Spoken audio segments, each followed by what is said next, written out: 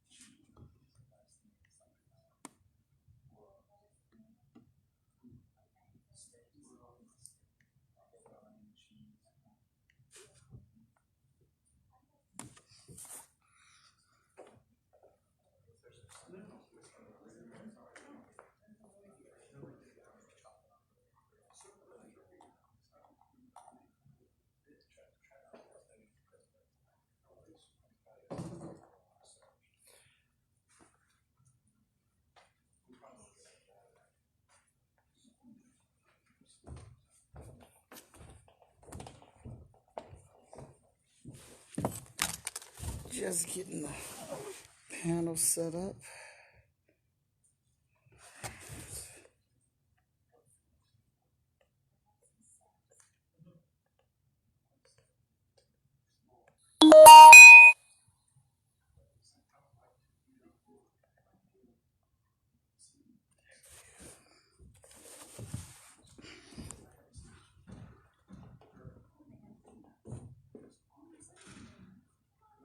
Awesome.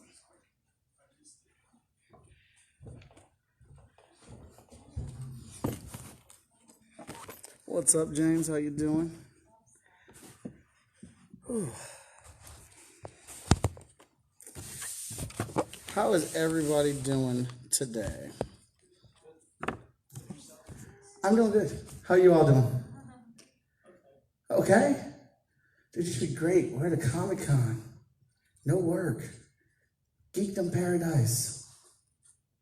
Man, if you don't start this panel and leave me alone. All right, so my name is Mike Watson. I am a comic book creator. I'm the publisher of Short Fuse Media Group, where we have over 30 different indie comic titles, and I'm pretty much sure that I can guarantee we have at least one book for you. Check us out at shortfusemediagroup.com for those different titles. I'm also the owner of Freestyle Comics, which is my own publishing brand underneath the Short Fuse banner. I have 6 titles that I publish under there under a quarterly basis, and I am at table B16.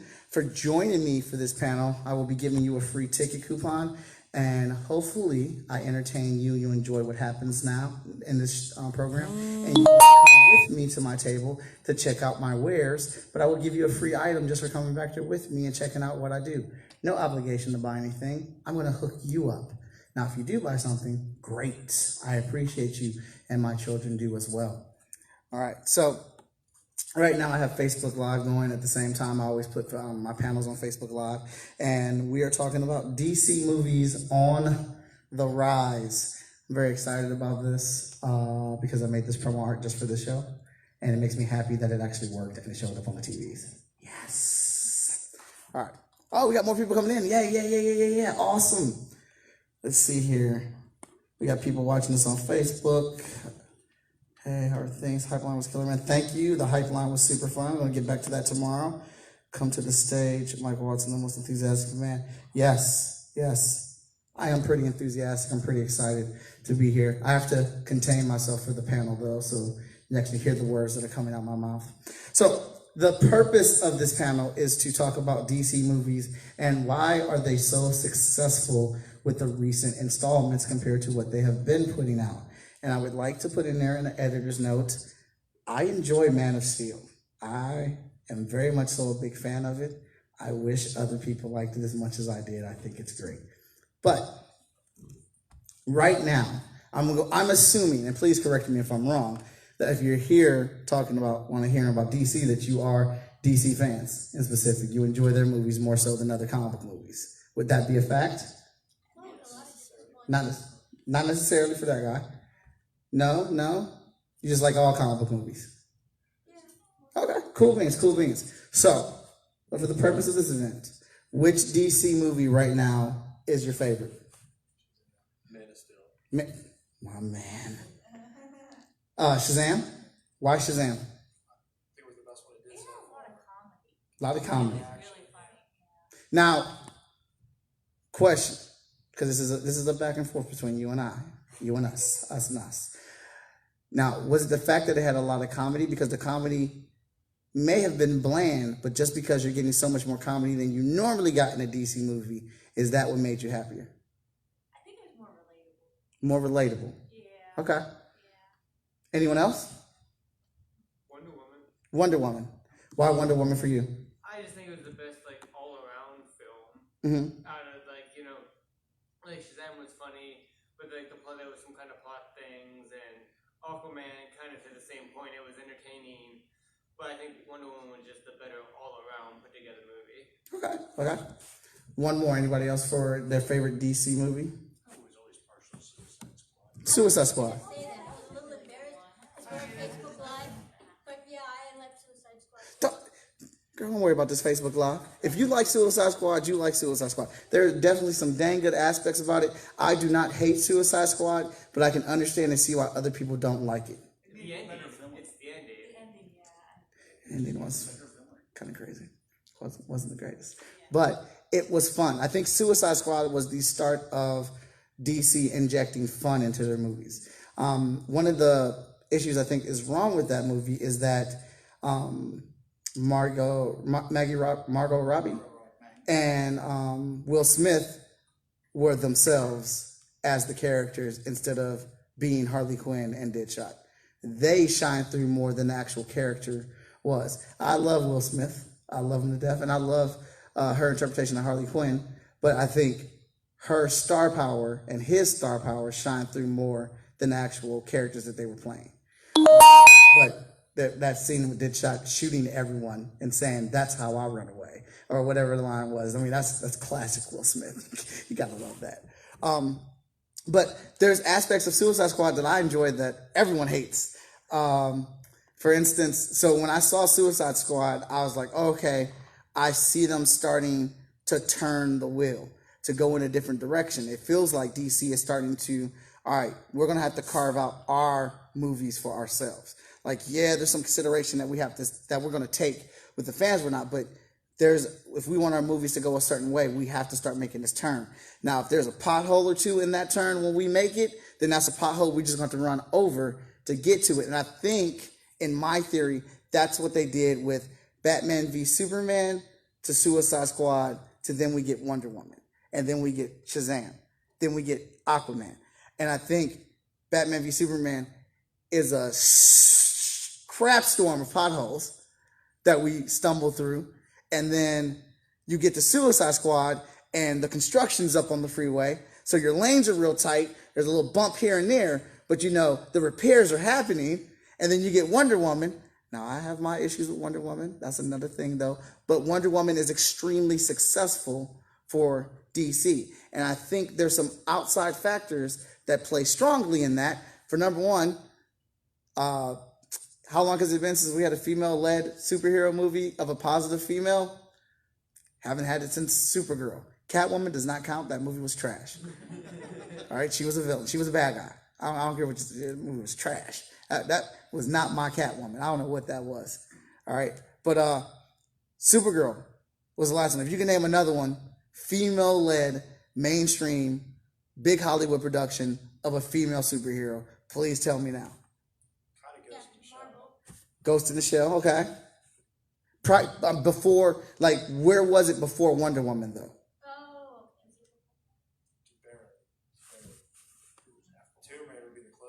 Tomb Raider would be the closest. The new one was actually a pretty good representation of the video game. Yes? I want to throw in Tank Girl. I know that is one that... Does that qualify for positive version of a female? It is a comic movie. She is in the lead role, but I don't know if that's the one we want to promote. There was an Aeon Flux. Okay, all right, yep. So, but for whatever reasons, those films didn't break box office numbers. But then Wonder Woman does. So I think the community was very, very hungry for a positive, strong, independent, female-led movie because we haven't had it. And if we had it, we haven't had it in a while. So I think those cards really helped catapult Wonder Woman to the success it was. Then you go see the movie and you're like, oh, wow, production level up there, acting up there, action up there. Some of the best, I'm not going to front, I have my issues with it, but some of the best actions that we have seen in a comic book movie, and it's a female behind it. Female director, female-led hero. And I mean, those stunts and those action scenes with Wonder Woman are phenomenal. When she has to go across Dead Man's Land with all the bullets and stuff, that is an amazing scene. Like, that is like, I got up and I'm sitting on the edge of my seat. I know what she gonna do.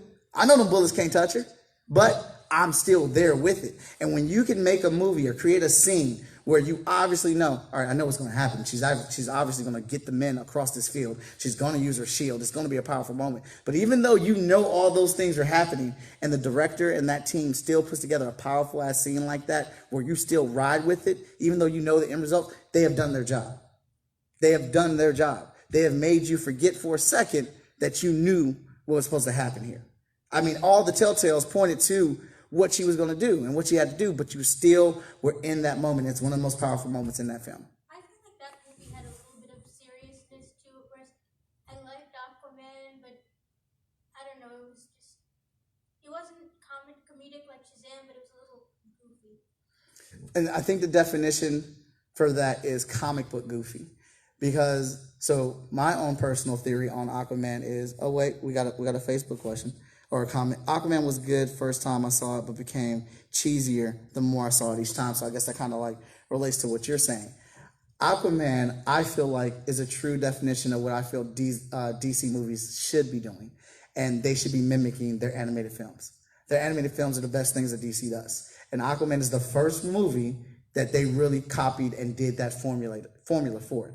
Aquaman, number one, Jason Momoa, I'm comfortable saying he's a sexy man-meat, all right? I'm not afraid to say that. You get that wet hair, those muscles, and those tats. He comes out the water. I see what my wife is looking at him. I get it. So that's a smart decision.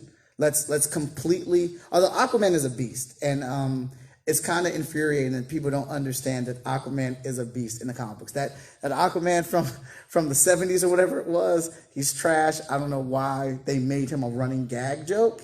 But that is the complete opposite of what Aquaman is, and that's what they put up on the screen. The animated version and the comic book version of Aquaman. And with the Aquaman movies, they just said, F it. We are in an Aquaman movie. Let's put them on giant sharks. Let's put giant alligators in there. Let's put lasers underwater. Let's do it all. Let them fight in a pit of lava and volcano underneath the water, and it's a ballerina opera. They gave no Fs. They said, we are just going to do it. They were not fearful of anything. They didn't try to make it super serious. So when you go into this movie, you're not looking for the deep message underneath it and how much it relates to the current state of the world. Not that I mind that, because again, I enjoyed Man of Steel. But you got to go into Aquaman and you got to sit back with your popcorn and just have fun with the movie. And Jason Momoa is a funny guy. Then you get his attraction level, and he can do stunts and action scenes. And you have some guy with big eyes shooting lasers out of those eyes while Aquaman's dodging it through buildings, and you're like, this is fun. You have my unbelievable ticket. And you just get to go on that ride and get to experience it. So at initial point, does what it's supposed to do. It gets people talking about the movie because for the first time in the masses agree that Aquaman is a fun, good comic book movie. Word of mouth is the strongest key of advertisement you could possibly have for anything in any social media format, anywhere. You start talking about that on social media, people start passing it around, other people go see it. Aquaman breaks $1 billion. It's the first movie to break $1 billion in the DC franchises or whatnot. So then DC sees, all right, so we have Batman v Superman, bunch of potholes, tore up the street. It's craziness. Then you get Suicide Squad. Let's start repairing the street. Let's put the red cones out. We still got a couple potholes. We got the construction site there, rebuilding things. Then you get Wonder Woman. Oh, this is a fresh, clean freeway. 4 lanes. Everyone gets to have a good time. Then you get to Aquaman. Let's put an impasse over this. All right? Let's put some gas stations right here. Get some Burger Kings in here where people can stop and have a good time. Then you come to Shazam, and everyone's enjoying this freeway. There's no tolls on this freeway. Shazam is a fun movie. It's another one shot in the same way of Aquaman. The cool thing about Shazam is a lot of people don't know about Shazam. Shazam is not a big name superhero. He's a big name superhero in the comic books, but to the mainstream fan that are going to these movies and enjoying them, they don't know about Shazam. They don't know all the backstory about Shazam. So they pretty much can do whatever they want with Shazam, and it works. Segue a little bit. Blade. First 2 Blade movies are amazing. If you go look at the first comic book appearance of Blade, trash. They completely changed Blade's look, how he was, and they built it around Wesley Snipes. Wesley Snipes became Blade, the epitome of who Blade is. He made him cool, smooth, with a bad attitude, and everybody loved it. Blade was not anything like that in the comic books at all. So, pretty much that same formula they did with Blade and Blade 1 is what they did with Shazam. They took it and really got to make it from a kid's perspective. So there, again, there's no dreary darkness in this movie because you have a kid who gets to be a superhero for the first time.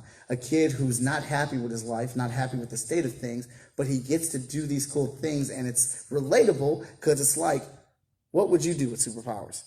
Yeah, I just go out charging people's cell phones because I can shoot electricity out of my hand because I think that's a great plan. Yeah, I'm going to that reaction when he gets shot and he's like, you have bullet immunity. And he's like, I have bullet immunity. And he's like, you're dead.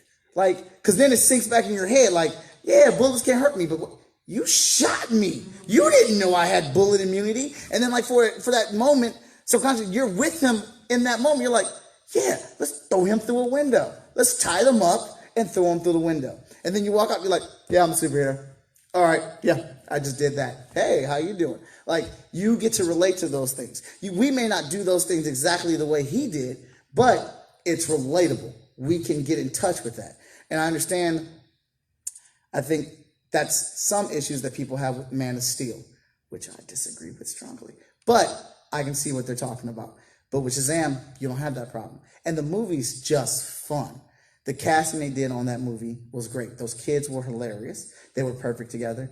And then the Easter eggs that you got at the end of it, with all of them becoming Shazam, the family of Shazam, you're like, you didn't see that coming at all. Like, and it was there the whole time, but because you were having so much fun with the movie, and I could be wrong on this with some people, but because I was having so much fun with the movie, I wasn't trying to connect the dots. I wasn't trying to figure out things. I wasn't trying to question, why did DC make these moves? Why are Warner Brothers doing this? Why are they putting this? No, I just got to sit down and enjoy the movie. So when something that was kind of blatantly obvious when you watch it again happened, I got to experience and enjoy it in that moment. Like, oh, that's cool. All right, that's what's up there. Okay, all right, we're a team now. And that's what the movie experience is about. Whether you capture it later on or not, like how somebody just said here, Aquaman was pretty cheesy the second time that you watch it. Guess what? DC don't care. They already broke $1 billion.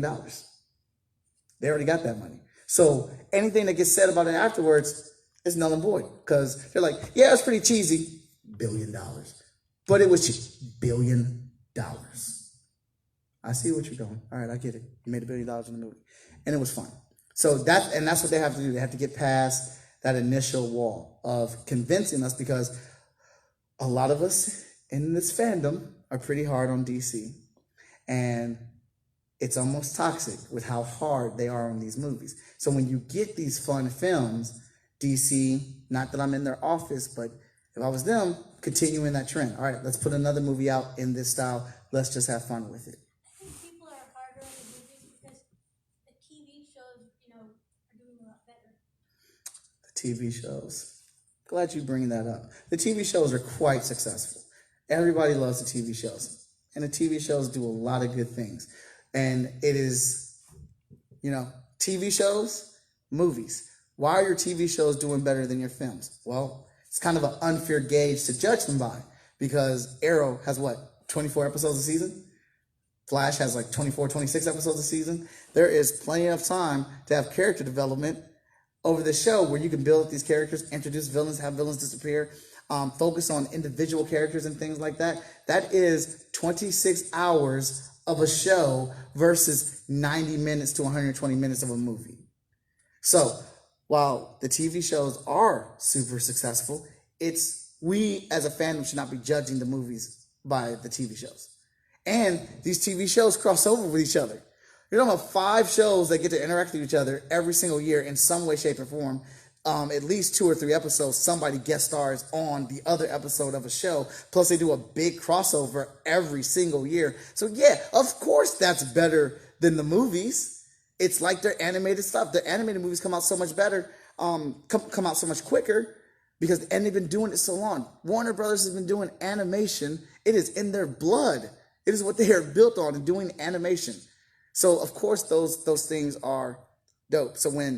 Or good rather. So when the animation comes out and people are making statements of, why don't you just follow your animated movies?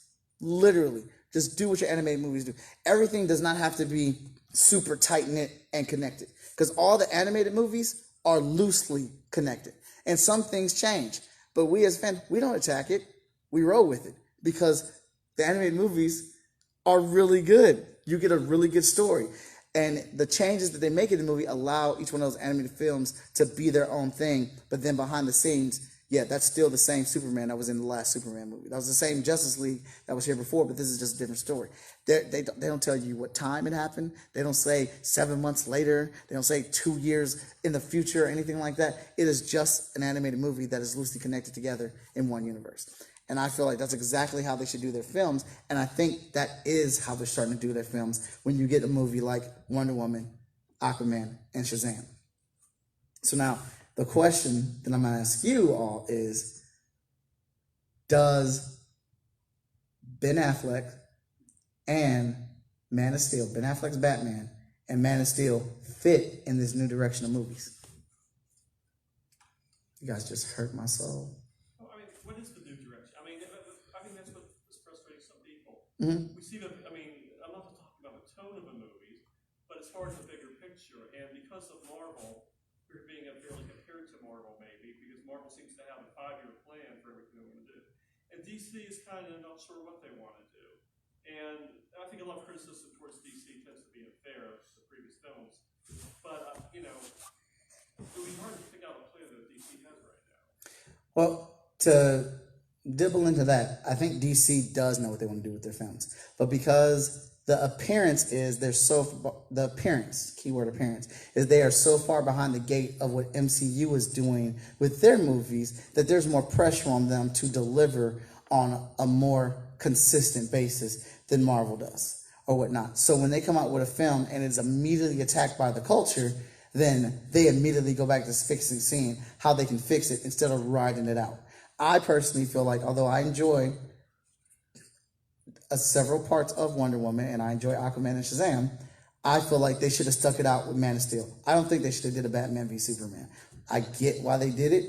Perfectly do get it. I think Ben Affleck should have got his own Batman movie before they did Batman v Superman. I think we should have got Man of Steel 2 before we did Batman v Superman. Man of Steel 2 should have been the Superman that everybody was clamoring for. Man of Steel is not Superman. It is the creation and birth of Superman. It is who he is going to be building his foundation, the foundation of his principles on. Man of Steel, then you get the Superman that everybody wants because he grows that. Batman movie, you introduce the Batman, a Batman that has been existing in the DC universe, give him a nice little story, 120-minute movie, and then you connect Man of Steel with Batman v Superman. Then you come out with that movie or whatnot. But go ahead. Well, yeah, we just had, though, shortly before that, we had 3 really good Batman movies. And part of the thing is when you're reintroducing a character, you have to be careful you're not telling the same story over and over again. True. I think that's why they just kind of skipped that part, and introduced the Ben Affleck Batman without trying to do a solo Batman movie first. Because really, the ones that preceded were all pretty good. And use a lot of concepts from the Batman universe. So I will agree to disagree with you on that. I think those movies by Christopher Nolan are really good movies, but not really good Batman movies. The new director, I forget his name, that's doing the Batman movies now, is doing something that I'm very pleased that he's doing that I wish they would have done with Ben Affleck, because I adore his Batman so much, is they're making him a detective. yeah, I'm interested in seeing that too. I'm very much so, because they said they're doing, it's going to be based off The Long Halloween. Go I ahead. mean, I like the Ben Affleck Batman also, but I just see why, coming so soon after the Nolan movies, I understand why they kind of decided to jump into the Yeah. Again, I get it. I understand the moves that they're making. It's just that they're playing in this field, and sometimes we know what you're doing. We know you're trying to build a cinematic universe with these characters. We as fans understand that, so don't treat us like we don't. I get it. Those Christopher Nolan movies are completely different from what you're doing. Like I said, those are great movies, standalone by themselves. If you give me another solo Batman movie, I've been getting we've been getting MC movies for 11 years now? We understand that you're building a cinematic universe. We understand you have to create a new Batman that works in this world. And Ben Affleck, I love what he did with Batman. I love it very much so. But it's going to be hard. Although me, as a comic fan, I want Ben Affleck to still be Batman. I want them to still bring Henry Cavill in as Superman and have that strong Superman that we want or whatnot. But the path that the movies are on now, it's going to be really hard to include that Batman and possibly that Superman. After, you know what, I completely skipped over Justice League. That was I didn't hate it. I didn't hate it. There are definitely things that popped up in it where I was like, ugh, but I was still able to watch it and enjoy it. And I get it. You're trying to drive it to that. You're trying to drive it to one direction, and sometimes you're going to have to step in some crap to get to that direction. But that Superman that we got in that movie, while it was rushed and it was pressured and forced, that's the Superman that we were supposed to get in Man of Steel 2, but with growth. We didn't get to see the growth. That's what Man of Steel was supposed to be. Man of Steel, time right, by the time that movie ends, you have the principles of who Superman's going to be. And then you get the Justice League movie, we execute those principles. Because how he acts with Flash, Jesus, it's perfect. His interaction with Flash was perfect. The way he helped out and saved in, while be it those lines were corny that he was saying, Superman is a Boy Scout. And, that's who he is at his core or whatnot. That's our perception of Superman. Let me change how I said that. That's our perception of it. So, while I don't care what happens. I still want Henry Cavill as Superman, damn it. While I want him and Ben Affleck to exist in that world, I think it's going to be a hard mold to get them to fit with the direction of Shazam and Aquaman. I know. I can have my hopes, man. Ooh, no. Henry just said he still is very much so interested in playing Superman. The good news is, or some of the good news is that J.J. Abrams has been announced to be working. He'll be the director or executive producer handling Superman and Green Lantern. What are your thoughts on that? He just yeah. Mm-hmm. And then Jonathan is supposed to have a hand in Green Lanterns too. Yeah. So both of them together should hopefully put out something quality-wise. So what Green Lantern do you think they should do? Hal Jordan or John Stewart? Kyle Rayner. What say the rest of you? How do they do Hal Jordan again? That's the thing. Well, yeah, they haven't announced which Green Lantern they're doing. Oh God, I'm so terrible with names. They were going to do a Green Lantern Corps movie. Yeah, that's what was in the talk. So it didn't, when they made the announcement or they confirmed that J.J. Abrams was working on it, it was loose wording on whether it didn't define Green Lantern's Corps or Green Lantern. That's just a question I'm asking you guys. One of the artists, oh goodness, I'm terrible with names, but he made a very valid point to me. When they made the Green Lantern movie, why wasn't it John Stewart? John Stewart is a Green Lantern that was everywhere because of the Justice League animated cartoon. All the kids knew him as Green Lantern. So when the Green Lantern movie came out, and it's Hal Jordan. The kids that grew up with Justice League are like, who's that? Who's that guy? And we're talking about the mainstream audience because that's where all the money comes from. They already know they're getting our money. They already know they're getting our dollars, whatnot. But the mainstream audience who is defined as a casual fan, they don't know who Hal Jordan is. They know who Jon Stewart is. So that is a possible hit that movie took that it didn't need to take if you would have just used Jon Stewart out the gate. So I'm hoping they use Jon Stewart just because he's in the last video game, Injustice 2 or whatnot. Or no, yeah, Injustice 2. But he is the one that is more known to the casual audience. And I'm kind of in the mainstay of what's going to be more successful for the film to keep more comic book movies coming out because I am loving all the comic book movies and I don't want them to stop. Would you want Jon Stewart the Marine or Jon Stewart the Architect? I want Jon Stewart the Marine. I want the Marine, not the Architect. I think, because like the whole thing with Jon Stewart and him being the Architect is that when he makes his Green Lantern items, he makes every single thing inside of them. Yeah, I ain't got time for that, dude. We're talking about the end of the world. Just make a giant sword and let's go. All right. Huh? Boxing gloves. Right.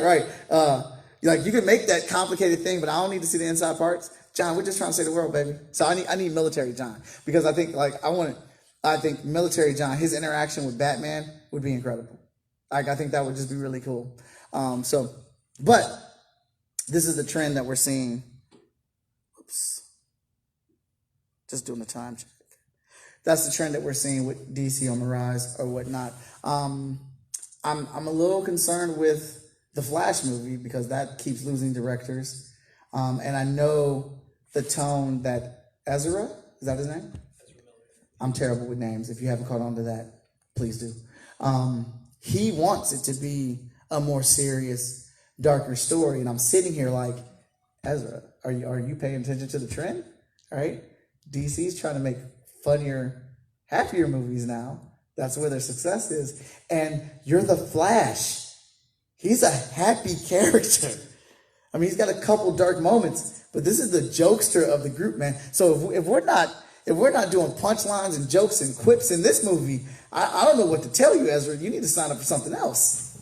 I want to say that if you're going to do it dark, do it like Days of Future Past, where you have like a future that's bad, that the Flash has to go back in time to try to fix something to make everything better, like the way it was. Like, like if they go back and like if they did like the Nail, like if Ma and Pa Kent never found Superman and that whole entire time. Oh yeah. It's like there's a thing that Barry Allen might know that something was supposed to happen and he has to go back and fix it. And you know, like that, like Back to the Future too, like that whole thing with the alternate 1985, where it's just like it could be dark in tone in the beginning, but then at some point you see the glimmer of hope happen where they're going to fix everything, and then everything's tied up at the very end. I agree. That's actually what the rumor was saying, that it was going to be a flashpoint for the movie. And I'm like, that's what's up, because then DC can fix everything with one movie, and it doesn't matter because it's Flashpoint. Like, just go hit that movie, and then once that movie's made, you can make whatever you want. If you don't have to give us a reason because you already have in Flashpoint.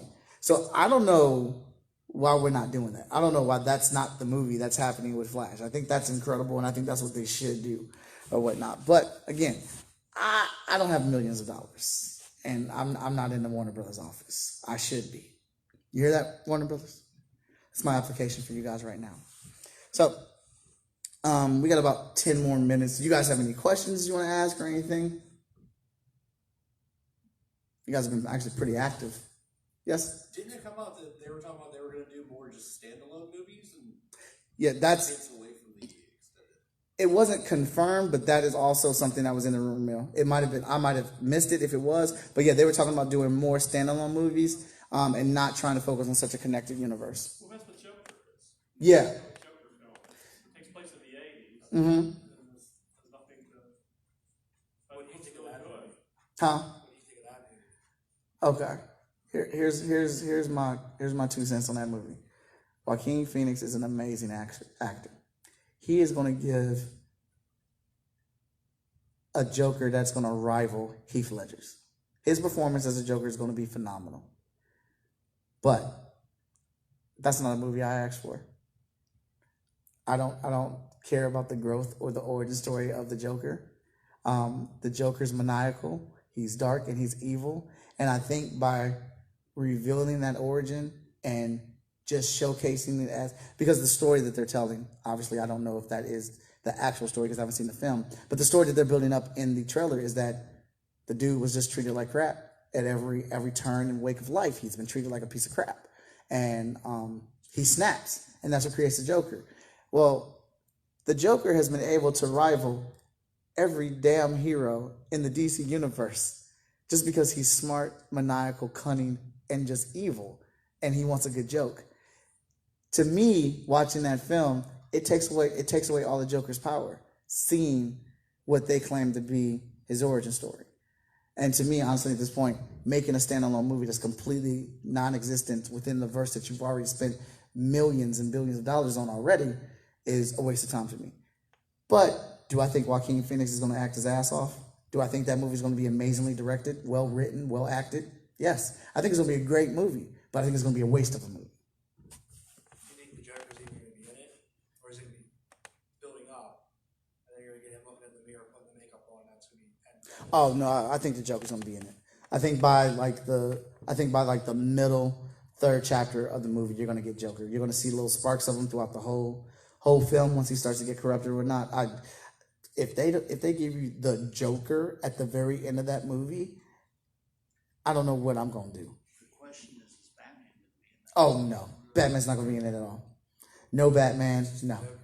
Yeah, they'll have Commissioner Detective Gordon or whatnot, but no. It's just all Joker, yeah.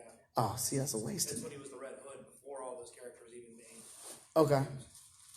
Yes. See, the way I think of it, if you see the trailer is, and I know that they might have touched upon it in Gotham, is I think that Joaquin Phoenix is not the true Joker, and it could be told like in a flashback where it's the real Joker talking about how this guy was like the way that was kind of an influence on him to become the Joker.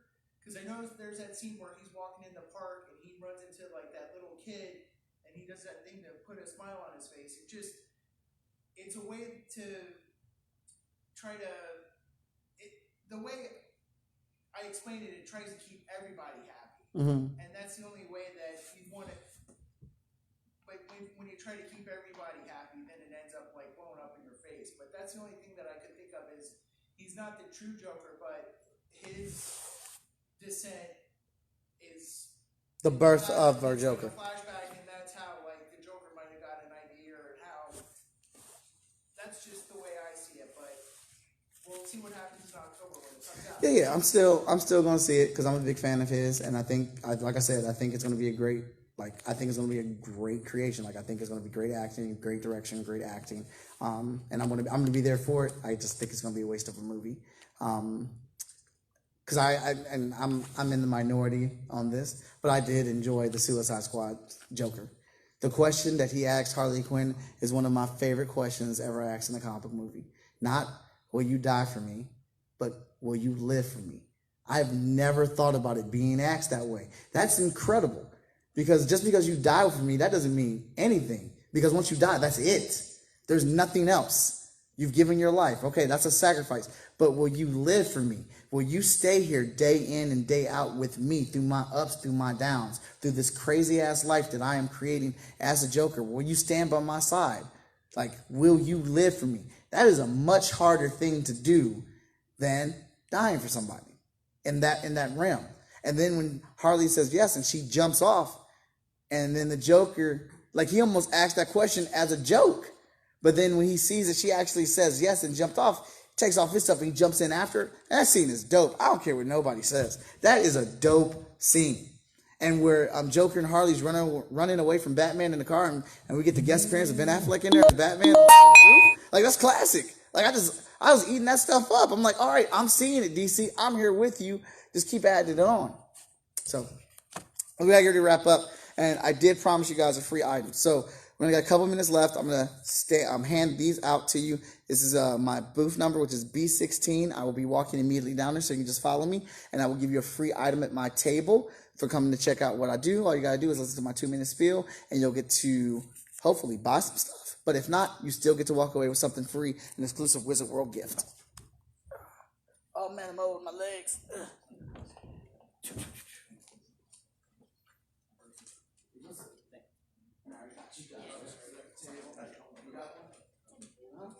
You guys got one already? I got one out of the line. Oh, did you? Yeah. Okay.